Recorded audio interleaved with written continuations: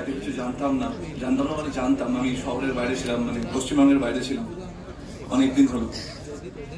তো এতদিন আমি মোবাইলের নিউজে যেটুকু আসছিল সেটুকুই দেখেছি। এখানে আসার পর অনেক কিছু শুনলাম, জানতে পারলাম, রক্ত গরম হয়ে আছে, বুঝতে পারছি না কি বলবো। আমি খুব একটা শিক্ষিত না, এখানে অনেকে শিক্ষিত লোক বসে আছে। আমি বেশি দূর পড়াশোনা করিনি। বাবা ছোট থেকেই বকেছে যে বেশি পড়াশোনা করিনি, কিন্তু ছোট থেকে একটা শিক্ষা পেয়েছি যে অন্যায় হলে হাত দিয়ে আটকাও, কিংবা মুখ দিয়ে আটকাও, কিংবা কিছু না বলতে পারলে অন্তত ছিটা বলো। তো আমি প্রতিদিন, যতদিন আমি 5-6 দিন হলো কলকাতায় এসেছি, এই নিউজ দেখছি আর বাড়িতে বসে ছিটা তো করছি। বেরোতে পারিনি, এই প্রথম বেরোলাম আজকে আপনাদের সামনে। খুবই খারাপ লাগছে। মানে আমি এটুকু বুঝতে পারছি প্রতিবাদ করতে গিয়ে মরতে হয়েছে ওনাকে, তাই তো নাকি? আমি ঠিক বললাম? আমি জানি না ভুল বলছি না ঠিক বলছি। প্রতিবাদ করতে গিয়ে মরতে হয়েছে। তো আমি এটুকুই সবার কাছে এটাই বলবো যে কি হয়, মানুষ ভুলে যায়।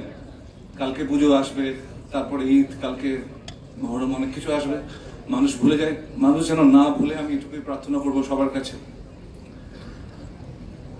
প্রতিদিন আমার বাবাকে নিয়ে মাঝে মাঝে যখন আমি রাস্তায় বেরোই, তো বাবা ট্রাফিক জ্যাম হলেই বাবা ভীষণভাবে মানে বিরক্তি বোধ করে, খুব রেগেও যায়। তো এই 2-4 দিন হলো বাবাকে নিয়ে বেরোচ্ছি, ট্রাফিক জ্যামে 1 ঘন্টার পর ঘন্টা দাঁড়িয়ে আছে, বাবা কিচ্ছু বলেনি।